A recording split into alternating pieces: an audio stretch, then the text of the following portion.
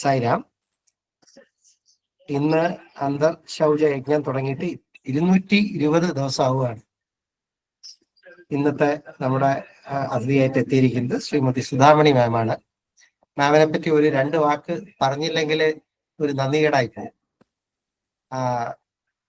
നമ്മള് ഈ online programme Covid കാലത്താണ് തുടങ്ങുന്നത്. അന്ന് മുതൽ ഇതിന്റെ ഒരു വലിയ ഹെൽപ്പ്, ടെക്നിക്കൽ സപ്പോർട്ട് ഞങ്ങൾക്ക് തരുന്നത് സുധാമണി മാമാണ്. മാം BSNL എഞ്ചിനീയർ ആയിരുന്നു. ഇതിന്റെ നമ്മൾ ഇന്ന് കാണുന്ന പല വീഡിയോസും യൂട്യൂബിലേക്ക് അപ്ലോഡ് ചെയ്യുന്നത് മാമാണ്. മാമിനൊരു ടീമുണ്ട്, മാമാണ് അത് ചെയ്യുന്നത് നേതൃത്വത്തിൽ. അപ്പൊ അത് ഇത്ര വിജയകരമായി പോകുന്നത് തീർച്ചയായിട്ടും മാമിന്റെ ആ ഒരു നല്ല മനസ്സുകൊണ്ടാണ്. മാമിനെ ഒരു കാര്യം ഏൽപ്പിച്ചാൽ പിന്നെ തിരിഞ്ഞു നോക്കണ്ട, പെർഫെക്റ്റ് ആയിട്ട് അത് ചെയ്യും. അപ്പൊ ഭഗവാന്റെ 100% അനുഗ്രഹവും മാമിനും മാമിന്റെ കുടുംബത്തിനും കിട്ടട്ടെ എന്ന് പ്രാർത്ഥിച്ചുകൊണ്ട് ഇന്നത്തെ അന്തർശൗച യജ്ഞത്തിലേക്ക് നമുക്ക് കടക്കാം. 3 ഓങ്കാരവും സായി ഗായത്രിയും പറയാം. അതിനുശേഷം മാം സത്യസായി വാണി വായിക്കും.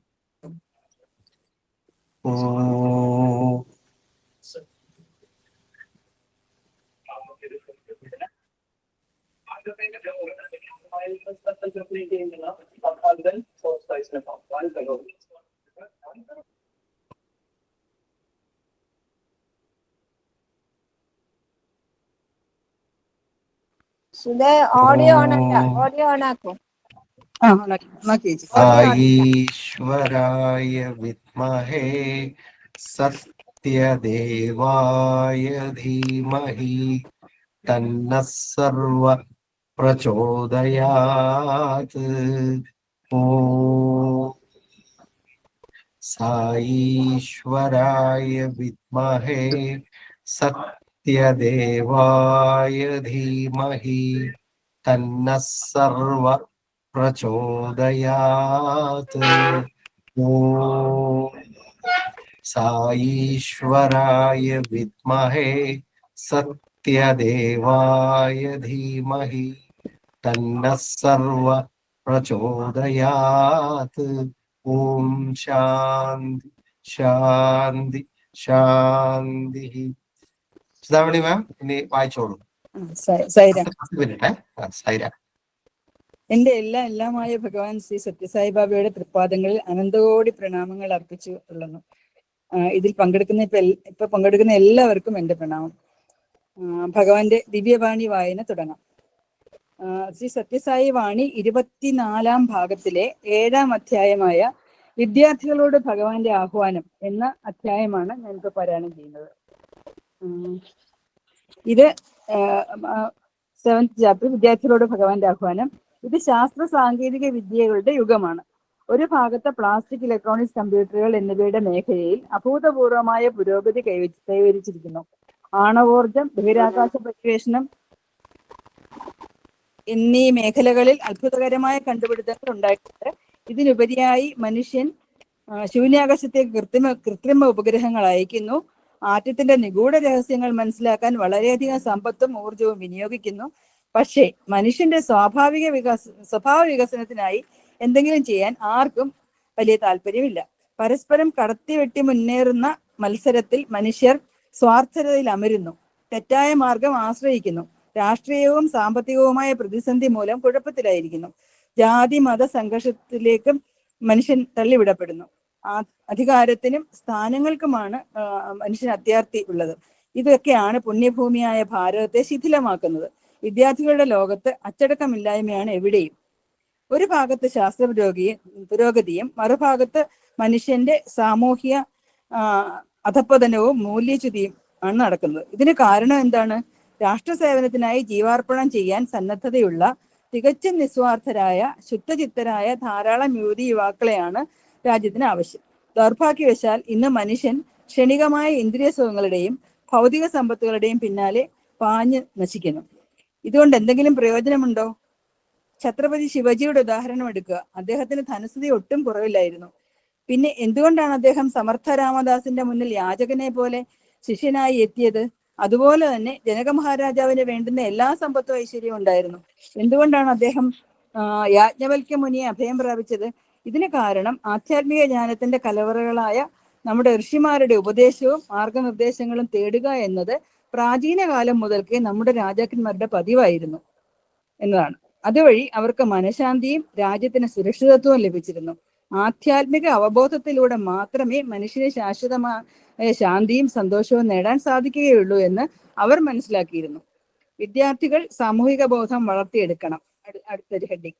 മനുഷ്യനിൽ അന്തർഹിതമായിരിക്കുന്ന ദിവ്യത്വത്തെക്കുറിച്ചും അതിന്റെ അഭാവം മനുഷ്യരാശിയുടെ അധപതനത്തിന് ഹേതുവാകുന്നു എന്ന വസ്തുതയെക്കുറിച്ചും ജനങ്ങളെ ബോധവൽക്കരിക്കാൻ വിദ്യാർത്ഥികൾ യത്നിക്കണം. വിദ്യാർത്ഥികൾ സാമൂഹിക ബോധം വളർത്തിയെടുക്കണം. ഇന്നത്തെ വിദ്യാഭ്യാസ സമ്പ്രദായം ഊന്നൽ നൽകുന്ന വിഷയജ്ഞാനവും സാങ്കേതിക വൈദഗ്ധ്യവും ആർജിക്കുന്നത് കൊണ്ട് മാത്രം മതിയാവുകയില്ല. ഈശ്വരനോട് പ്രീതിയും പാപഭീതിയും സാമൂഹിക നീതിയുടെ ആചരണവും ഇല്ലെങ്കിൽ ലോകത്ത് എങ്ങനെ ശാന്തി പുലരും? രാഷ്ട്രീയ നേതാക്കന്മാരും ശാസ്ത്രജ്ഞന്മാരും എല്ലാ കാര്യങ്ങളും യുവജനങ്ങളെ പഠിപ്പിക്കുന്നു. ഈ അധ്യാപനം കൊണ്ട് എന്ത് പ്രയോജനം? വേദികളിലെ പ്രസംഗങ്ങളും ചുമരുകളിലെ മുദ്രാവാക്യങ്ങളും പത്രമാധ്യമങ്ങളിലെ മഹൽ പദവികളുമല്ല വിദ്യാർത്ഥികൾക്ക് ആവശ്യമായിട്ടുള്ളത്. അവർക്ക് ആവശ്യം സത്യസന്ധതയ്ക്കും സദാചാരത്തിനും വേണ്ടി നിലകൊള്ളുന്ന നേതാക്കളെയാണ്. ലോകത്തിലെ സകല വസ്തുക്കളും നശ്വരമാണ്. നശ്വരത എല്ലാ മനുഷ്യർക്കും അനിവാര്യമായ വിധിയാണ്. മനുഷ്യൻ ഏത് ആദർശത്തിന് വേണ്ടിയാണോ ജീവിക്കുന്നത്, ഏതിനു വേണ്ടിയാണോ സ്വജീവിതം പോലും ത്യജിക്കാൻ തയ്യാറാകുന്നത്, അത് എന്നെന്നും നിലനിൽക്കും. അതുകൊണ്ട് എല്ലാ വിദ്യാർത്ഥികളും മഹത്തായ ആദർശങ്ങൾ ഉൾക്കൊള്ളാനും അതനുസൃതമായി ജീവിക്കാനും പഠിക്കണം. ഇതാണ് അമരത്വത്തിന്റെ രഹസ്യം. മാതൃകാപരമായ ശ്രേഷ്ഠമായ ജീവിതം കൊണ്ട് അവർ ലോകത്തെ പരിവർത്തന വിധേയമാക്കണം. പ്രാചീന കാലത്ത് ഭാരതം ഇതായിരുന്നു അനുഷ്ഠിച്ചിരുന്നത്. ദിവ്യത്വത്തിലേക്ക് എത്താൻ വേണ്ടി മനുഷ്യനാകാൻ യത്നിക്കുക. വിദ്യാർത്ഥികൾ രാഷ്ട്രത്തോടുള്ള അവരുടെ മഹത്തായ കടമയെക്കുറിച്ച് മനസ്സിലാക്കണം. അവർ സ്വാർത്ഥത കൈവെടിയണം. മനുഷ്യർ ഇന്ന് സ്വാർത്ഥതയിൽ അമർന്നിരിക്കുകയാണ്. പല സാമൂഹിക തിന്മകൾക്കും ഇതാണ് കാരണം. ഓരോ ചിന്തയും പ്രവൃത്തിയും സ്വാർത്ഥ താല്പര്യത്താൽ പ്രേരിതമാണ്. ആഗ്രഹങ്ങൾ പെരുകുകയും മനഃശാന്തി നഷ്ടപ്പെടുകയും ചെയ്യുന്നു. ഈ പരിതാപകരമായ സ്ഥിതിയിൽ നിന്നും മനുഷ്യനെ രക്ഷപ്പെടുത്തണം. മാനവരാശിയുടെ ഇന്നത്തെ പ്രശ്നങ്ങൾ ശാസ്ത്ര സാങ്കേതിക വിദ്യ കൊണ്ട് മാത്രം പരിഹരിക്കപ്പെടുന്നതല്ല. മാനവ സ്വഭാവ പരിവർത്തനം മാത്രമാണ് ഈ പ്രതിസന്ധി തരണം ചെയ്യാൻ ഉള്ള ഏക ഉപായം. മനുഷ്യത്വം ഉള്ളവരായി തീരാനും ദിവ്യത്വത്തിലേക്ക് ഉയരാനും ശ്രമിക്കണം. സ്വഭാവ വൈശിഷ്ട്യത്തിനും സദാചാര പോഷണത്തിനും ഉതകാത്ത വിദ്യാഭ്യാസം വ്യർത്ഥമാണ്. ശാസ്ത്രവും സാങ്കേതിക വിദ്യകളും ആവശ്യമാണെന്നുള്ള കാര്യത്തിൽ സംശയമില്ല. പക്ഷേ അവയെ ശരിയായി വിനിയോഗിക്കണം. ശാസ്ത്രജ്ഞന്മാർ ബാഹ്യലോകത്തെ സംബന്ധിച്ച് എല്ലാം കണ്ടുപിടിക്കാൻ പരിശ്രമിക്കുന്നു. പക്ഷേ തങ്ങളെ സംബന്ധിച്ച് സത്യം മനസ്സിലാക്കാൻ അവർ ഒരു പരിശ്രമവും നടത്തുന്നില്ല. ഇന്ദ്രിയങ്ങളെ സ്വയം നിയന്ത്രിക്കാൻ അവർ പഠിച്ചിട്ടില്ല. തത്വങ്ങളുടെ അധീശനും ശക്തിമാനുമായ തന്റെ അച്ഛനെ പ്രഹ്ലാദന് പഠിപ്പിച്ചത് ഇതാണ്. പ്രഹ്ലാദൻ ഹിരണ്യകശിപുവിനോട് പറഞ്ഞു, അങ്ങ് ലോകം മുഴുവൻ കീഴടക്കി, എന്നാൽ സ്വന്തം ഇന്ദ്രിയങ്ങൾക്ക് മേൽ അങ്ങക്ക് യാതൊരു നിയന്ത്രണവും ഇല്ലാതായി. ആത്മനിയന്ത്രണം എന്നാൽ ആഗ്രഹങ്ങളുടെ നിയന്ത്രണമാണ്. ഇന്നത്തെ വിദ്യാഭ്യാസ നടപടികളിൽ ഇന്ദ്രിയ നിഗ്രഹത്തിന്റെ ആവശ്യകതയെ സംബന്ധിച്ചുള്ള കാര്യങ്ങൾ പഠിപ്പിക്കേണ്ടത് ആവശ്യമാണ്. ഇന്നത്തെ സംഘർഷങ്ങൾക്കും എല്ലാ അക്രമങ്ങൾക്കും കാരണം ആത്മനിയന്ത്രണത്തിന്റെ അഭാവമാണ്. ആഗ്രഹങ്ങളിലുള്ള നിയന്ത്രണമാണ് ആത്മനിയന്ത്രണം. ആഗ്രഹങ്ങൾക്ക് പരിധി കൽപ്പിക്കേണ്ടതിന്റെ പ്രാധാന്യത്തെക്കുറിച്ച് വിദ്യാർത്ഥികളെ ഞാൻ അടിക്കടി ഓർമ്മിപ്പിച്ചിട്ടുണ്ട്. ന ശ്രേയോ നിയമം വിന എന്നത് പുരാതന കാലത്തെ ഒരു വാക്യമാണ്. നിയന്ത്രണം പാലിക്കാതെ മഹത്തായ ഒന്നും നേടാനാവില്ല. ജീവിക്കുന്നതിന് ധനം സമ്പാദിക്കുക തന്നെ വേണം. അധിക ധനം അനർത്ഥമുണ്ടാകും. മനുഷ്യൻ ലക്ഷ്യമാക്കേണ്ടത് സമ്പത്തല്ല, സംസ്കാരമാണ്. ജീവിതം ഓരോ ഘട്ടത്തിലും നയിക്കപ്പെടുന്നത് നിയന്ത്രണങ്ങളിലൂടെയാണ്. കണ്ണുകൾക്ക് അമിതമായ വെളിച്ചം താങ്ങാനാവുകയില്ല. താപവർദ്ധനവും ശരീരത്തിന് സഹിക്കാൻ ആവുകയില്ല. എന്നാൽ അധികമായാൽ ഉപദ്രവം തന്നെ. മഹത്തായ ആദർശങ്ങൾ പിന്തുടരാൻ വിദ്യാർത്ഥികൾ യത്നിക്കുകയും ലോകത്തിന് മാതൃകയാവുകയും വേണം. അവർ നേടിയ വിജ്ഞാനം ധനസമ്പാദനത്തിനായി വിദേശ രാജ്യങ്ങളെ അഭയം പ്രാപിക്കുന്നതിന് ഉപയോഗിക്കുന്നതിന് പകരം മാതൃരാജ്യത്തെ സേവിക്കുന്നതിന് വേണ്ടി ഉപയോഗിക്കണം. ഭാരതീയ സംസ്കാരം ജനനിയും ജന്മഭൂമിയും സ്വർഗത്തേക്കാൾ ആണെന്ന് കരുതുന്നു. മാതാപിതാക്കളെ പ്രേമപൂർവ്വം സേവിക്കുക, മുതിർന്നവരെ ആദരിക്കുക, ബഹുമാനപുരസരം എല്ലാവരോടും പെരുമാറുക എന്നിവ ഭാരതീയ സംസ്കാരത്തിന്റെ മുഖമുദ്രയാണ്. സായി ഇൻസ്റ്റിറ്റ്യൂട്ടിലെ വിദ്യാർത്ഥികൾ എവിടെയായിരുന്നാലും ഈ സ്വഭാവ വൈശിഷ്ട്യങ്ങൾ പ്രകാശിപ്പിക്കണം. 20/5/1991 വൃന്ദാവൻ ക്യാമ്പസിൽ സമ്മർ കോഴ്സിന്റെ ഉദ്ഘാടന വേളയിൽ Sri Sathya Sai institute of higher ലേണിംഗിന്റെ ചാൻസലർ എന്ന നിലയിൽ ഭഗവാൻ നൽകിയ ദിവ്യ പ്രഭാഷണമാണിത്. കഴിഞ്ഞു. വളരെ നന്നായി. ഇനി മാം അനുഭവം പറഞ്ഞോളൂ. 15 മിനിറ്റ്. ആക്ച്വലി ഞാൻ ഈ ഒരു ടോപ്പിക്ക് സെലക്ട് ചെയ്തത് ഞാൻ ബാലവികാസ് ഗുരു ആയതുകൊണ്ട് വിദ്യാർത്ഥികൾക്ക് ഉള്ള ഭഗവാന്റെ ഒരു വാണി നോക്കി ഞാൻ സെലക്ട് ചെയ്തതാണ്. വളരെ നന്നായി.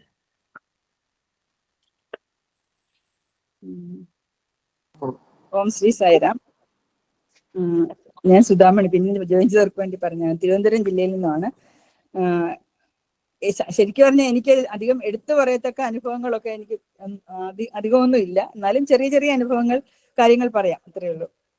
അതിനു മുമ്പ് എനിക്ക് എടുത്തു പറയാൻ മനസ്സിൽ തോന്നുന്ന ഒരു കാര്യമുണ്ട്. അതായത് ഈ അന്തർശൗച യജ്ഞം എന്ന ഈ ഒരു മഹത്തായ പ്രോഗ്രാം ഇന്നിപ്പോ 220ാമത്തെ ദിവസം നടക്കുന്ന ഇങ്ങനെ ഒരു ആശയം കൊണ്ടുവന്ന് നമ്മുടെ വത്സല ചേച്ചിയാണ്. ആ ചേച്ചിയുടെ മനസ്സിൽ സ്വാമി ഇങ്ങനെ ഒരു ആശയം ഉദയം ചെയ്യിപ്പിച്ചതാണ് എന്നാണ് എനിക്ക് തോന്നുന്നത്. ഉത്കൃഷ്ടമായ ആക്ച്വലി ഈ ആശയം പ്രായോഗികമാക്കാൻ ഒരു ലീഡ് റോള് വഹിച്ചത് നമ്മുടെ കാസർഗോഡ് ഡിസ്ട്രിക്ട് പ്രസിഡന്റായ ഡോക്ടർ സതീഷ് കുമാർ സാറാണ്. അതിന്റെ കൂടെ ഒരു സാറിന് ഒരു ടീമുണ്ട്, ടെക്നിക്കൽ ടീമുണ്ട്. എല്ലാ ദിവസവും ഈ പ്രോഗ്രാം ആഴ്ചയിൽ ഒരു ഷെഡ്യൂളുണ്ട്. ഓരോ ദിവസം ഓരോരുത്തർ ഹോസ്റ്റ് ചെയ്യും, റെക്കോർഡ് ചെയ്യണം, പിന്നെ യൂട്യൂബ് അപ്ലോഡ് ചെയ്യണം. ഇതെല്ലാം ചെയ്യാനൊരു ടീമുണ്ട്. അപ്പൊ ആഴ്ചയിൽ ആ ടീമിൽ ഞാനും ഉണ്ട്. ആഴ്ചയിൽ ഒരു ദിവസം സൺഡേയിൽ ഹോസ്റ്റ് ചെയ്യാറുണ്ട്, റെക്കോർഡ് ചെയ്യും, യൂട്യൂബ് അപ്ലോഡൊക്കെ ചെയ്യുന്നുണ്ട്. അപ്പൊ ഈ അന്തർശൗച യജ്ഞം പ്രോഗ്രാമിന്റെ ഒരു ചെറിയ ഭാഗമാകാൻ കഴിഞ്ഞത് എൻ്റെ ഒരു പ്രധാന അനുഭവം എന്ന് തന്നെ എനിക്ക് പറയാം. ഇന്ന് ഇതിന്റെ 22ാം ദിവസമാണ് ഞാൻ പറയുന്നത്. എത്രയോ സായി ഭക്തന്മാരുടെ അനുഭവമാണ് നമ്മൾ ഇത്രയും ദിവസങ്ങളായി കേട്ടുകൊണ്ടിരിക്കുന്നത്. അതൊക്കെ ഒരു പ്രത്യേക ഒരു ഫീലിംഗ് ആണ് അത് കേൾക്കുമ്പോൾ. എനിക്കതും കേൾക്കുന്നുണ്ട്.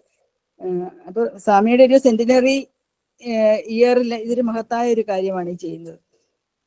ഇനി എന്നെ പറ്റി ഒരു ബ്രീഫിംഗ് ഞാൻ പറയാം. ഞാൻ തിരുവനന്തപുരം ജില്ലയിലെ അമ്പലമുക്ക് സമിതിയിലെ ബാലവികാസ് ഗുരുവാണ്. ഏകദേശം 15 വർഷമേ ആയുള്ളൂ ഞാൻ ബാലവികാസ് ഗുരുവായിട്ട്. തിരുവനന്തപുരം ഡിസ്ട്രിക്റ്റിലെ ബാലവികാസിന്റെ ഒരു പോയിന്റ് ഓഫ് കോണ്ടാക്ട് എന്ന് പറയും. മറ്റേ ജോയിന്റ് എഡ്യൂക്കേഷൻ കോർഡിനേറ്റർ എന്നാണ് നേരത്തെ പറഞ്ഞിരുന്നത്. അങ്ങനെ ആ ഒരു ആ ഒരു ചാർജ് ഉണ്ട് എനിക്ക്. ഞാനൊരു ഇലക്ട്രോണിക്സ് എഞ്ചിനീയർ ആണ്. സതീഷ് സാർ പറഞ്ഞ പോലെ ഞാൻ BSNL ആയിരുന്നില്ല. ഞാൻ ഗവൺമെന്റ് ഓഫ് ഇന്ത്യയുടെ ministry of electronics and IT ഒരു റിസർച്ച് സ്ഥാപനമാണ് സീഡാക് എന്ന് പറയുന്നത്, centre for development of advance computing. അപ്പൊ ആ സീഡാക്കിലെ അസോസിയേറ്റ് ഡയറക്ടറായിട്ട് ഞാൻ റിട്ടയർ ചെയ്തു. ഞാൻ ഇതൊക്കെ പറഞ്ഞതെന്ന് വെച്ച് കഴിഞ്ഞാൽ എൻ്റെ ഒരു പ്രൊഫഷണൽ ലൈഫ് എന്ന് പറഞ്ഞാൽ വളരെ ഹെക്റ്റിക് ആയിരുന്നു. ആസ് വെൽ as ഇൻട്രസ്റ്റിംഗ് ആയിരുന്നു. കാരണം അഡ്വാൻസ് ടെക്നോളജിയിൽ ഒരു റിസർച്ച് പ്രോജക്ട്സ് ഹാൻഡിൽ ചെയ്യുക എന്ന് പറയുന്നത് പ്രൊഫഷണലി ഒരു നല്ലൊരു ഡൊമൈനാണ്. അതാണ് ഞാൻ പറഞ്ഞത്. എൻ്റെ ഹസ്ബൻഡ് KSEBിയിലെ എക്സിക്യൂട്ടീവ് എഞ്ചിനീയറായിട്ട് റിട്ടയർ ചെയ്തു. ഞങ്ങൾക്കൊരു 2 മക്കളാണല്ലോ, ഒരു മകളും മകനും. മകള് ഡോക്ടറാണ്, US-ലാണ്. മകൻ എഞ്ചിനീയറാണ്, ഓസ്ട്രേലിയയിലാണ്. ഇപ്പൊ ഞാൻ വായിച്ചതിൽ സ്വാമി പ്രത്യേകം പറഞ്ഞത് നമ്മുടെ ഭാരതത്തെയാണ് സ്നേഹിക്കേണ്ടതെന്നാണ്. ഇപ്പൊ കുട്ടികളുടെ ഇൻട്രസ്റ്റിന് നമുക്കൊന്നും ചെയ്യാൻ പറ്റില്ലല്ലോ. അങ്ങനെ അതാണ് എൻ്റെ ഒരു പേഴ്സണൽ കാര്യം. പിന്നെ എൻ്റെ മക്കള് ഞാനൊരു സായിലോട്ട് വന്നതൊരു 2000-ലാണ്. ഏകദേശം സമയത്താണ് സായിലോട്ട്. എനിക്ക് അതിനു മുമ്പ് ഒട്ടും അറിയില്ലായിരുന്നു സ്വാമിയെ പറ്റിയൊന്നും. അതായത് ഒരു 25 വർഷമേ ആയിട്ടുള്ളൂ ഞാൻ സായിലോട്ട് വന്നിട്ട്. അപ്പോഴത്തേക്ക് എൻ്റെ മോളൊക്കെ ശരിക്കും മെഡിക്കൽ കോളേജിൽ പഠിച്ചു തുടങ്ങിയിരുന്നു. അപ്പൊ എൻ്റെ മക്കൾ സ്കൂളിൽ പഠിക്കുന്ന ആ കാലഘട്ടത്തിലൊന്നും ഞാൻ ഒരു സായി ഡിവോട്ടി ആയിരുന്നില്ല. അപ്പൊ അവരെ ബാലവികാസിന് അയക്കാനൊന്നും എനിക്കറിയില്ല. പക്ഷേ ഞാൻ ഇവിടെ താമസിക്കുന്ന പക്ഷെ അവർക്ക് 2 പേർക്കും ഒരു 2 വർഷത്തോളം ബാലവികാസ് ക്ലാസ് അറ്റൻഡ് ചെയ്യാനുള്ള ഒരു ഭാഗ്യം സിദ്ധിച്ചു എന്ന് തന്നെ പറയാം.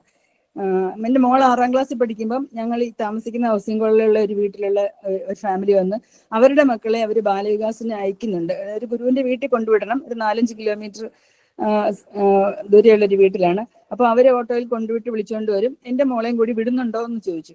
അതൊക്കെ അങ്ങനെ ചോദിക്കാൻ പറ്റിയ എന്ത് ഭാഗ്യമാണെന്ന് ഞാൻ പിന്നെ വിചാരിക്കാറുണ്ട്. അപ്പം അങ്ങനെ. പക്ഷെ ബാലവികാസിന് എനിക്കൊന്നും അറിയില്ല, സായിയെ പറ്റിയോ ബാലവികാസിനെ പറ്റിയോ ഒന്നും അറിയില്ലെങ്കിലും ബാലവികാസിനെ കേട്ടപ്പോൾ തന്നെ അതിന്റെ ഒരു പ്രയോജനം നമുക്ക് മനസ്സിൽ തോന്നുമല്ലോ. അപ്പൊ എനിക്ക് സന്തോഷത്തോടുകൂടി ഞാൻ അവരുടെ കൂടെ വിട്ടു. സ്വാമിയെ പറ്റി എനിക്ക് ഒരു അറിവില്ല. പക്ഷെ ഇത് കുട്ടികളിൽ നല്ല ഈശ്വരവിശ്വാസവും നല്ല സ്വഭാവം വളർത്താൻ തീർച്ചയായിട്ടും പ്രയോജനം ചെയ്യുമെന്ന് അറിയാവുന്നത് കൊണ്ട് എന്ന് തോന്നിയത് കൊണ്ട് മോളെ അവരുടെ കൂടെ ഏകദേശം 2 വർഷത്തോളം ബാലവികാസ് ക്ലാസ്സിന് പോയി. അപ്പൊ ആ സമയത്ത് എൻ്റെ ഹസ്ബൻഡ് ഇവിടെ KSEബിന്ന് ലീവ് എടുത്ത് ബഹറിലായിരുന്നു. അപ്പം ഇടയ്ക്ക് പിന്നെ എനിക്ക് സെൻട്രൽ ഗവൺമെന്റ് ലോങ് ലീവ് ഇല്ല, എന്നാലും വെക്കേഷനൊക്കെ പോയോണ്ട് പിന്നെ അതൊക്കെ അങ്ങ് മുടങ്ങി. ബാലവികാസ് ക്ലാസ് 2 വർഷത്തോളം പോയി മോള്. എന്നാലും അത് തന്നെ നല്ല പ്രയോജനം ചെയ്തു. അത് കഴിഞ്ഞ് പിന്നെ ഈ മോളെ കൊണ്ടുപോയി അവരുടെ വീട്ടിൽ ഗ്രൂപ്പ് 1 ക്ലാസ് തുടങ്ങിയപ്പോൾ എൻ്റെ മോനെ ഒരു 2 വർഷത്തോളം ബാലവികാസ് ക്ലാസ്സിൽ വിട്ടു. അതൊക്കെ അങ്ങനെ കുട്ടികളെ വിടാൻ സാധിക്കുക എന്ന് പറയുന്ന ജീവിതത്തിലെ ശരിക്കും പറഞ്ഞ ഒരു ബ്ലെസ്സിങ് ആണ് എന്ന് പിന്നീടാണല്ലോ ഞാൻ മനസ്സിലാക്കുന്നത്. പക്ഷെ അങ്ങനെ വിടാൻ തോന്നിയെന്ന്. ഒരു 94-98 എന്ന ആ ഒരു കാലഘട്ടത്തിലായിരുന്നു ഈ കുട്ടികളൊക്കെ ബാലവികാസിന് പോയത്. അത് കഴിഞ്ഞ ഒരു 2000-ലൊക്കെയാണ് ഞാൻ സ്വാമിയിലേക്ക് വന്നത്. അതിനൊരു കാരണം എന്ന് പറഞ്ഞാൽ എന്റെ നെയ്ബറും ഒരു റിലേറ്റീവ് ആയിരുന്ന ഒരു കൃഷ്ണകുമാരി ചേച്ചി PWDയിലെ ചീഫ് എഞ്ചിനീയർ റിട്ടയർ ചെയ്തതാണ്. എന്നോട് ദിവസം വീട്ടിൽ വന്നിട്ട് ഗ്രഹശാന്തി ഭജനം നടത്താമോ എന്ന് ചോദിച്ചു. അപ്പൊ നമുക്ക് സന്തോഷമാണല്ലോ. അപ്പൊ അതൊന്നും ഒന്നിനെയൊന്നും അതിനെപ്പറ്റി അറിയില്ലെങ്കിലും വീട്ടിലെ ഗ്രഹശാന്തി ഭജനം നടത്തി.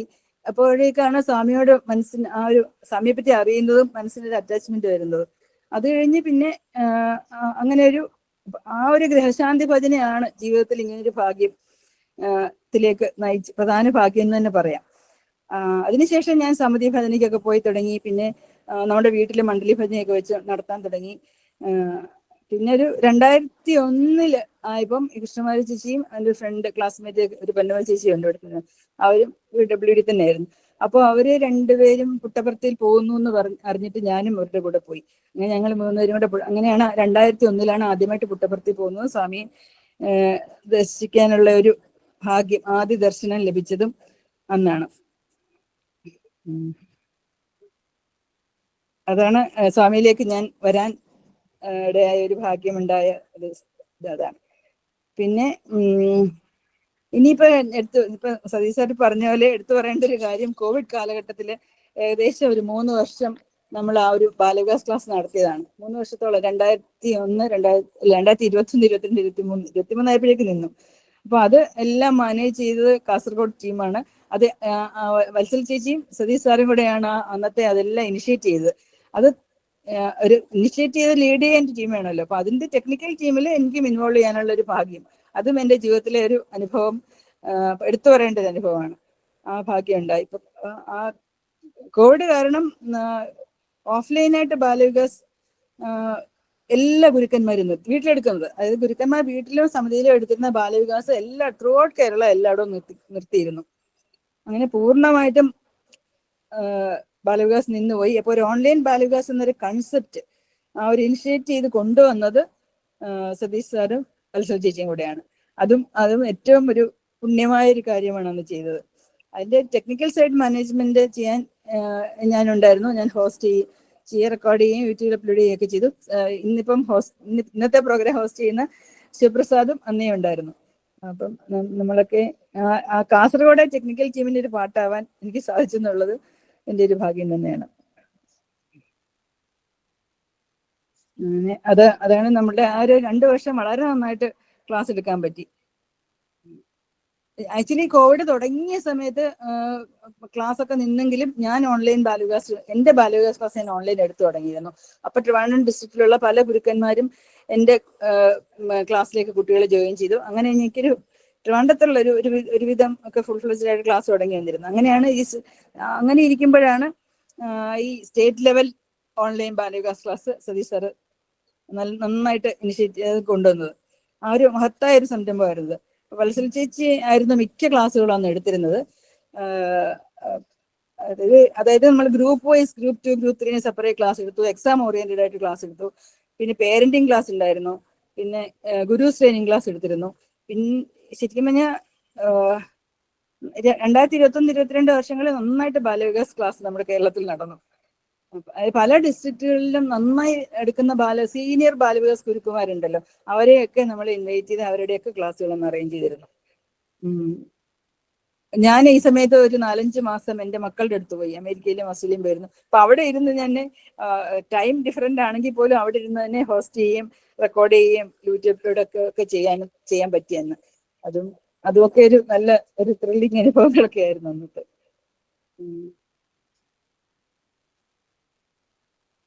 അത് ഇത്രയും ഓൺലൈനായിട്ട് ഈ കോവിഡ് ടൈമിൽ നമുക്ക് നന്നായി കൊണ്ടുപോകാൻ പറ്റിയെന്ന് പറഞ്ഞാൽ തീർച്ചയായിട്ടും സ്വാമിയുടെ ഒരു ദിവ്യ അനുഗ്രഹം തന്നെയാണ്. അത് എനിക്ക് എൻ്റെ ഒരു എടുത്തു പറയേണ്ട അനുഭവമാണ് ആക്ച്വലി. ഇനിയും ഇനി എൻ്റെ മക്കളെ പറ്റി ഇത്തിരി കൂടി പറയാം. ഞാൻ സ്വാമിയെ പറ്റി എനിക്കൊരു അറിവ് കിട്ടുന്നതിന് മുമ്പ് തന്നെ എൻ്റെ മക്കൾ ബാലവികാസ് ഉണ്ടാവാൻ സാധിച്ചു എന്നുള്ളത് അതൊരു സ്വാമിയുടെ ബ്ലെസ്സിങ് ആയിട്ട് എനിക്ക് എപ്പോഴും മനസ്സിലുണ്ട്. അപ്പം മക്കൾ എബ്രോഡ് ആയിരുന്നിട്ടും അവരുടെ മക്കളെ 3 കൊച്ചുമക്കളുണ്ട്, അവരുടെ മക്കളെ അവർക്ക് ബാലവികാസിന് അവർ അന്ന് ബാലവികാസിന് പോയതുകൊണ്ടായിരിക്കും അവരുടെ മക്കളെ 6-7 വർഷം ബാലവികാസ് ക്ലാസ്സിന് വിടാൻ സാധിച്ചു. അതും തീർച്ചയായിട്ടും സ്വാമിയുടെ തന്നെ അനുഗ്രഹമാണ്. അപ്പൊ പുറത്തൊക്കെ വളരുന്ന കുട്ടികൾക്ക് ഇങ്ങനെ ഒരു വാല്യൂ ബേസ്ഡ് എഡ്യൂക്കേഷൻ കിട്ടുക എന്ന് പറയുന്നത് വളരെ വളരെ ഇമ്പോർട്ടന്റ് ആണ് അബ്രോഡ് ആയിട്ടുള്ളത്. ശരിക്കും ഞാൻ ഇന്ത്യക്ക് പുറത്തൊക്കെ ഇങ്ങനെ ഒരു നമുക്ക് റീച്ച് ചെയ്യാൻ പറ്റുന്ന ഒരു ഡിസ്റ്റൻസിൽ ഒരു ബാലവികാസ് സെന്റർ കിട്ടുക എന്ന് പറയുന്നത് വളരെ വളരെ ബുദ്ധിമുട്ടാണ്. എന്റെ മോൾക്ക് ഷിക്കാഗോയിലാണെങ്കിൽ ഒരു 4 കിലോമീറ്റർ ദൂരത്തിലാണ്. അവിടെ സായിയുടെ ആയിരുന്നില്ല, ചിന്മയമിഷന്റെ ആയിരുന്നു. ചിന്മയമിഷന്റെ നല്ലൊരു സെന്റർ ഉണ്ടായിരുന്നു. അവിടെ വളരെ നന്നായിട്ട് ബാലവികാസ് സെന്റർ നടക്കുന്നതാണ്. എല്ലാ സൺഡേയും ഒരു ഹാഫ് ഡേ ഫോർനൂൺ അവിടെ ബാലവികാസാണ്. അപ്പൊ പേരൻസും അവിടെ തന്നെ ഇരിക്കും, പേരൻസിന് വേറെ ക്ലാസ് എടുക്കും. അങ്ങനെ നന്നായിട്ട് പോയി. ഞാനും അവിടെ ഉള്ളപ്പോൾ ഞാനും പോകാറുണ്ടായിരുന്നു. അങ്ങനെ അതൊരു പക്ഷേ സായി സെന്റർ ഉണ്ട് അവിടെ ഷിക്കാഗോയില്. പക്ഷെ അതൊരു 2 മണിക്കൂർ ഡ്രൈവ് ഉണ്ട് ഇവർക്ക്. അതുകൊണ്ട് ഞാൻ ഒരു പ്രാവശ്യമൊക്കെ 15 പോയിട്ടുണ്ടെന്നേ ഉള്ളൂ. അതുകൊണ്ട് അത്രയും ദൂരം വിടാൻ പറ്റിയില്ല. പക്ഷെ ഇത് എല്ലാം ഒന്ന് തന്നെയാണല്ലോ എടുക്കുന്നത്. പിന്നെ എന്റെ മോനാണേലും ഓസ്ട്രേലിയയില് സിഡ്നിയിലാണ്. അവിടെ ഒരു ഹാഫ് ആൻ അവർ ഡിസ്റ്റൻസിൽ ചിന്മയാമിഷന്റെ ഒരു ബാലവിഹാർ തന്നെ കണ്ടുപിടിക്കാൻ പറ്റി. ഇപ്പൊ എന്റെ മോന്റെ മകന് 4 വയസ്സ് ആയി. ഉണ്ണിക്കുട്ടനെ ഇപ്പൊ ഈ ജാനുവരി തൊട്ട് ബാലവിഹാറിന് വിട്ടു തുടങ്ങി. അപ്പൊ അങ്ങനെ എന്റെ മക്കൾക്ക് അവരുടെ മക്കളെ വിടണം എന്നുള്ള ഒരു ഫീലിംഗ് ഉണ്ടായി. അത് എന്റെ ഒരു നല്ല അനുഭവമാണ്. കൊച്ചുമക്കളൊക്കെ ഇന്ത്യക്ക് പുറത്തായിട്ടും ബാലവികാസ് അറ്റൻഡ് ചെയ്യുന്നു. അതിൻ്റെത് കുറച്ചൊക്കെ അറിയാനുമുണ്ട്. എൻ്റെ മോളുടെ ഇളയ മകൻ വിജയ് അവിടെ അമേരിക്കയിലാണെങ്കിൽ Kerala Hindus of North America എന്ന് പറഞ്ഞൊരു സംഘടനയുണ്ട്. അവരെ ഇടയ്ക്ക് മീറ്റ് ചെയ്യും. ഒരു വർഷം ആനുവൽ പ്രോഗ്രാം നടത്തും. അപ്പൊ കുട്ടികളുടെ കോമ്പറ്റീഷനൊക്കെ ആനുവൽ പ്രോഗ്രാമിന്റെ പാട്ടായിട്ട് നടത്താറുണ്ട്. അപ്പോൾ എൻ്റെ മോളുടെ മോനായ ഇളയ മോൻ വിജയിന് ഭഗവത്ഗീത കോമ്പറ്റീഷന് US ലെവലിൽ ഫസ്റ്റ് പ്രൈസ് കിട്ടി. അതൊക്കെ ഈ ബാലവിഹാറിനൊക്കെ വികാസിനൊക്കെ പോയിരുന്നത് കൊണ്ടാണല്ലോ. അത് അങ്ങനെ ഒരു നല്ല അനുഭവം ഉണ്ടായിട്ടുണ്ട്. ഇനിയും പ്രത്യേകിച്ച് ഒന്നുമില്ല. എൻ്റെ മോൻ ആക്ച്വലി ഇവിടെ ഇൻഫോസിസിലായിരുന്നു. അവന് MS ചെയ്യാൻ വേണ്ടിയാണ് ഓസ്ട്രേലിയയിൽ പോയത്. അപ്പൊ ആർട്ടിഫിഷ്യൽ ഇന്റലിജൻസ് പഠിക്കാനുണ്ടായിരുന്നു. അതിലൊരു ഭയങ്കര ഇൻട്രസ്റ്റ് വന്നിട്ട് സ്റ്റാർട്ടപ്പ് കമ്പനിയാണ് തുടങ്ങിയിരിക്കുന്നത് അവിടെ. അതൊക്കെ നന്നായി വരിക എന്ന് പറയുന്നത് അതിനുവേണ്ടി ഞാൻ സ്വാമിയോട് പ്രാർത്ഥിക്കുന്നു. അതൊക്കെ നല്ല രീതിയിൽ വരണേന്ന് ഒന്ന് പ്രാർത്ഥിച്ചുകൊണ്ട് ആണ്. ഭഗവാന്റെ അനുഗ്രഹം നമുക്ക് എല്ലാവർക്കും എപ്പോഴും കൂടെ ഉണ്ടാകട്ടെ എന്ന് പ്രാർത്ഥിച്ചുകൊണ്ട് എൻ്റെ ഇന്നത്തെ അനുഭവം വിതരണം ഭഗവാന്റെ പാദങ്ങളിൽ സമർപ്പിക്കുന്നു. ഓം ശ്രീ സായിരാം. സായിരാം മാഡം, സായിരാം. ഇനി നമുക്ക് പ്രസന്റേഷനിലേക്ക് പോവാം. ശിവപ്രസാദ്, സായിരാം.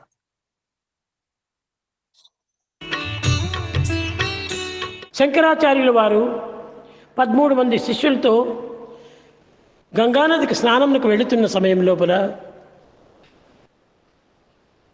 ఒక వ్యక్తి ఒక వృక్షము కింద కూర్చొని డుక్నూకరణి డుక్నూకరణి డుక్నూకరణి అని ప్రార్థిస్తున్నాడు.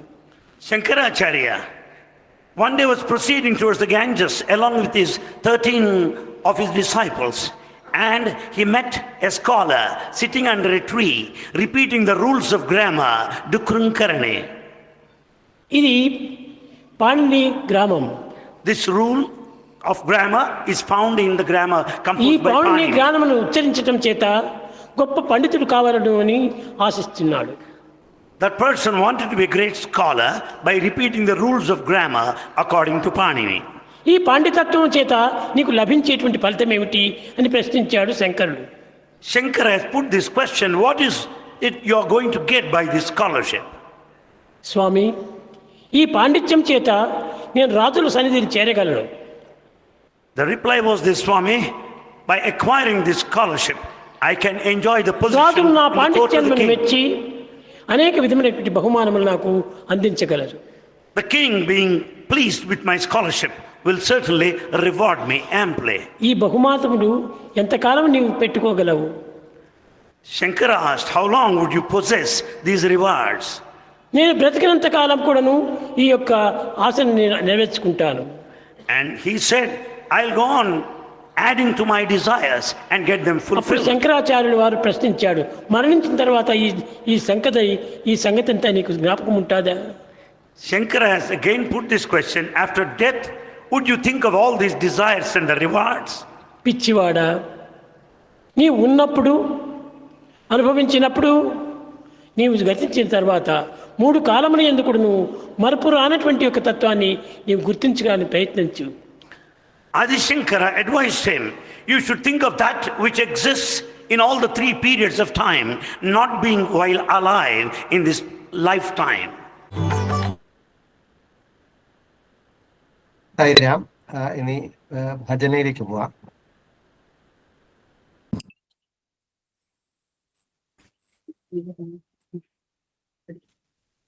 സായിരാം. ഗോവിന്ദ കൃഷ്ണ ജയ് ഗോപാല കൃഷ്ണ ജയ് ബാല ബാല ബാല രാധ കൃഷ്ണ ജയ്. ഗോവിന്ദ കൃഷ്ണ ജയ് ഗോപാല കൃഷ്ണ ജയ് ഗോപാല ബാല ബാല രാധ കൃഷ്ണ ജയ്. കൃഷ്ണ ജയ് കൃഷ്ണ ജയ് കൃഷ്ണ ജയ് കൃഷ്ണ കൃഷ്ണ കൃഷ്ണ കൃഷ്ണ ജയ്. കൃഷ്ണ ജയ് കൃഷ്ണ ജയ് കൃഷ്ണ ജയ് കൃഷ്ണ കൃഷ്ണ കൃഷ്ണ കൃഷ്ണ ജയ്. ഗോവിന്ദ കൃഷ്ണ ജയ് ഗോപാല കൃഷ്ണ ജയ് ഗോപാല ബാല ബാല രാധ കൃഷ്ണ ജയ്. ഗോപികമാലഹാരി പ്യാരി മായി മീര മനവിഹാരി മദന മോഹന മുരളിധാരി കൃഷ്ണ ജയ്. ഗോപികമാലഹാരി പ്യാരി മായി മീര മനവിഹാരി മദന മോഹന മുരളിധാരി കൃഷ്ണ ജയ്. കൃഷ്ണ ജയ് കൃഷ്ണ ജയ് കൃഷ്ണ ജയ് കൃഷ്ണ കൃഷ്ണ കൃഷ്ണ കൃഷ്ണ ജയ്. ഗോവിന്ദ കൃഷ്ണ ജയ് ഗോപാല കൃഷ്ണ ജയ് ഗോപാല ബാല ബാല രാധ കൃഷ്ണ ജയ്. ഗോവിന്ദ കൃഷ്ണ ജയ് ഗോപാല കൃഷ്ണ ജയ് ഗോപാല ബാല ബാല രാധ കൃഷ്ണ ജയ്. ഗോപികമാലഹാരി പ്യാരി മായി മീര മനവിഹാരി മദന മോഹന മുരളിധാരി കൃഷ്ണ ജയ്. കൃഷ്ണ ജയ് കൃഷ്ണ ജയ് കൃഷ്ണ ജയ് കൃഷ്ണ കൃഷ്ണ കൃഷ്ണ കൃഷ്ണ ജയ്. ഗോവിന്ദ കൃഷ്ണ ജയ് ഗോപാല കൃഷ്ണ ജയ് ഗോപാല ബാല ബാല രാധ കൃഷ്ണ ജയ്. സായിരാം. എൻ ശശികുമാർ സാറാണ് ഭജന പാടിയത്. നല്ല ഭജനയായിരുന്നു സാർ. സായി സായിരാം. ഉപമ. 10 തരത്തിലുള്ള തെറ്റുകൾ നിങ്ങൾ ചെയ്യാതെ ഇരിക്കുവാൻ ശ്രദ്ധിക്കണം. ആത്മാനന്ദം അനുഭവിക്കുന്നതാണ് പ്രധാനമെന്ന് ഒരു ജ്ഞാനി കരുതുന്നു. എന്നാൽ ലോക നന്മയും അതുപോലെ തന്നെ പ്രാധാന്യം അർഹിക്കുന്നതാണ്. അത് നടപ്പിലാക്കുന്നതിനായി ഒരു വ്യക്തി ശാരീരികവും വാചികവും മാനസികവുമായ സ്വഭാവങ്ങളെ നിയന്ത്രണ വിധേയം ആക്കണം. മറ്റൊരു ജീവന് അപായം വരുത്തുക, ന്യായരഹിതമായ ആഗ്രഹങ്ങൾ പുലർത്തുക, കളവ് ചെയ്യുക എന്നിവ ശാരീരികമായ ദുസ്വഭാവങ്ങളാണ്. തെറ്റായ അറിയിപ്പ്, ക്രൂരമായ സംഭാഷണം, അസൂയ, അന്യരെപ്പറ്റി കുറ്റം പറയുക ഇതെല്ലാം വാചികമായ ദുസ്വഭാവങ്ങളാണ്. ലോഭം, അസൂയ, ഈശ്വര നിഷേധം എന്നിവ മാനസികമായ ദുസ്വഭാവങ്ങളാണ്. ധ്യാനത്തിന്റെ പാത അനുധാവനം ചെയ്യുന്ന സാധകൻ ഈ 10 ശത്രുക്കളെ തന്റെ സമീപം വരുവാൻ അനുവദിക്കരുത്. അവയെ പൂർണ്ണമായും നിരാകരിക്കണം. സാധകന് ആവശ്യം തന്നെ ഉയർച്ചയിലേക്ക് നയിക്കുന്ന സൽസ്വഭാവങ്ങളാണ്, അല്ലാതെ അധപ്പതനത്തിലേക്ക് നയിക്കുന്നവയല്ല. ഒരാൾ ശുഭമായ കാര്യം മാത്രമേ പറയാനും പ്രവർത്തിക്കുവാനും പാടുള്ളൂ. എന്തെന്നാൽ ശുഭം മാത്രമാണ് മംഗളമായത്, മംഗളം മാത്രമാണ് ശിവൻ ആയത്. ശിവനിൽ ലയിക്കുവാനുള്ള ഉപകരണമാണ് മംഗളം. ജയ് സായിരാം. സായിരാം. ഇന്ന് അനുഭവങ്ങൾ പങ്കുവച്ച മാമിനും അതുപോലെ തന്നെ ഭജന പാടിയ ശശികുമാർ സാറിനും താങ്ക്സ് പറയുന്നു. പങ്കെടുത്ത എല്ലാവർക്കും ഈശ്വരാനുഗ്രഹം ഉണ്ടാവട്ടെ. ഇനി നമുക്ക് ശാന്തി മന്ത്രത്തോടെ അവസാനിപ്പിക്കാം. സമസ്ത ലോക സുഖിനോ ഭവന്തു സമസ്തലോകാ സുഖിനോ ഭവന്തു സമസ്തലോകാ സുഖിനോ ഭവന്തു. ഓം ശാന്തി ശാന്തി ശാന്തി. ജയ് സായിരാം.